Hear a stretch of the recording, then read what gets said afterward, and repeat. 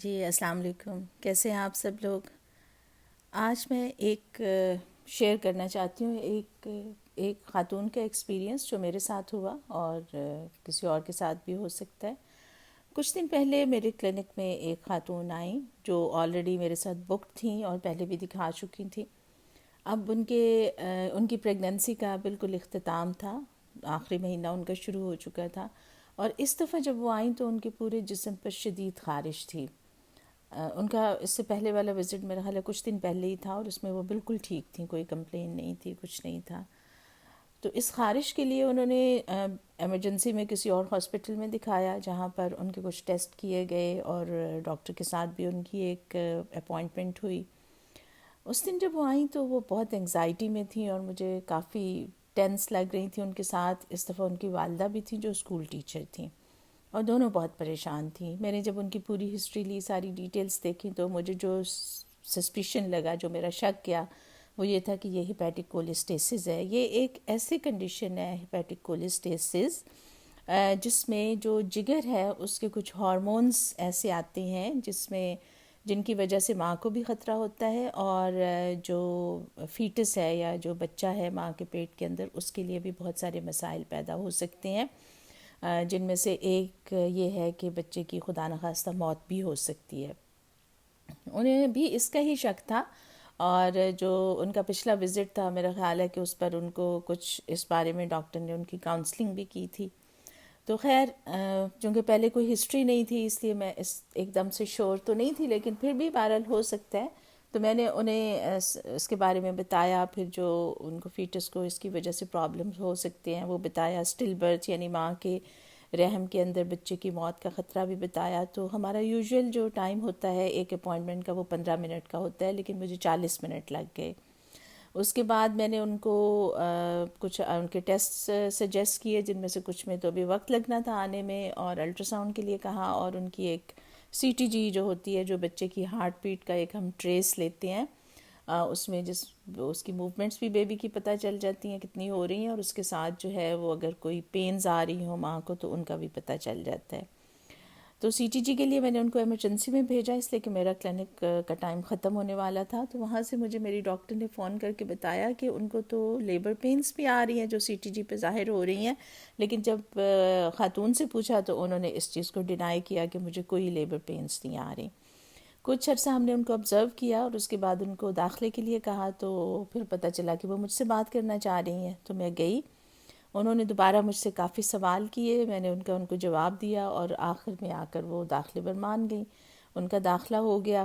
تو جب داخلہ ہو گیا تو اس کے بعد پھر پتہ چلا کہ وہ گھر جانا چاہ رہی ہیں، اور پھر مجھے بلا رہی ہیں۔ میں پھر گئی تو وہاں پر ایڈمیشن آفس کے بھی کچھ لوگ آئے ہوئے تھے، اس لیے کہ وہ ڈپازٹ وغیرہ کرا چکی تھی، ہمارا پرائیویٹ ہاسپٹل ہے، تو لیکن اب وہ جانا چاہ رہی تھی تو وہ سارا پروسیس کرنا چاہ رہے تھے۔ لیکن خیر میں گئی تو پھر ان لوگوں نے کہا کہ نہیں ٹھیک ہے، ہم ایڈمیشن کے لیے ایگریڈ ہیں، اور ان کا ایڈمیشن بہت جینون تھا، اس لیے کہ وہ جیسے ہی ہمارے اوپر ڈیلیوری روم میں ڈائریکٹ آئیں تو ان کا جو یہ پروسیس ہوتا ہے ڈیلیوری کا وہ پہلے سے ہی شروع ہو چکا تھا۔ ساتھ انہوں نے ایپیڈورل لیا، اور وہاں پر بھی ہمیں کئی مراحل پیش آئے جس میں ہمیں ان کو ٹیکل کرنے میں، ان کو ہینڈل کرنے میں ہمیں کچھ مشکل ہوئی، اور وہ اتنا زیادہ بول رہی تھیں کہ ایپیڈورل لگانے والا ڈاکٹر جو ہے وہ بھی اپنا کام اس طرح سے نہیں کر سک رہا تھا جس طرح سے وہ کرنا چاہ رہا تھا۔ بہرحال تو یہ سارا کچھ تو ہوتا رہا، اور اس کے بعد بیچ میں بھی کئی مراحل آئے۔ بہرحال شکر ہے اللہ کا کہ اگلے دن صبح ان کی ڈیلیوری ہو گئی، اور بیبی ٹھیک تھا ان کا، اللہ کا شکر ہے، لیکن تھوڑا سا پری میچور بھی تھا، اور تھوڑا سا اس کو لگ رہا تھا کہ سانس کا مسئلہ بھی ہے۔ تو جو بچوں کی ڈاکٹر جنہوں نے بیبی کو اٹینڈ کیا، انہوں نے کہا کہ بیبی کو ہم انٹینسو کیئر یونٹ میں رکھیں گے، نیکو کہتے ہیں اس کو، نیونیٹل انٹینسو کیئر یونٹ، تاکہ ہم وہاں پر بچے کو آبزرو کر سکیں، اور خدا نہ کرے اگر کوئی مسئلہ ہوا تو ہم بالکل بتائیں گے، لیکن امید یہی ہے کہ بیبی ٹھیک رہے گا۔ تو جب ان کو یہ خبر پتہ چلی تو وہ تو دھاڑے مار مار کر رونے لگیں، بہت پریشان ہو گئیں۔ بہرحال ان کو تسلی دی، ان کو ڈاکٹر جو ہے اس نے بھی بتایا، ہم لوگوں نے بھی بات کی، تو اس طرح سے جو ہے وہ کچھ وہ تھوڑی سیٹل ہوئیں، بہتر ہوئیں۔ اس کے بعد ہم نے ان کو ان کے روم میں شفٹ کر دیا۔ تو ڈلیوری کے تقریباً 5 گھنٹے کے بعد میں ان کو دوبارہ دیکھنے گئی، صرف اس لیے کہ وہ بہت ٹینس تھیں، بہت پریشان تھیں. تو میں گئی تو وہ کافی ریلیکس تھیں، کچھ خوش تھیں، اور مجھے خود ہی بتانے لگیں کہ بیبی تو اب بہتر ہے اور ڈاکٹر نے کہا ہے کہ بس آبزرویشن کے لیے ہم نے رکھا ہے. میں نے کہا یہ تو بہت اچھی بات ہے. اور ایک دن گزر گیا، اگلے دن انہوں نے گھر بھی جانا تھا. اگلے دن جب میں ان کو دیکھنے گئی تو وہ بہت ہی خوش تھیں، بیٹے کو بھی دیکھ کر آئی تھیں اور بہت مطمئن تھیں کہ شکر ہے میرا بیٹا بھی ٹھیک ہے اور میں بھی ٹھیک ہوں.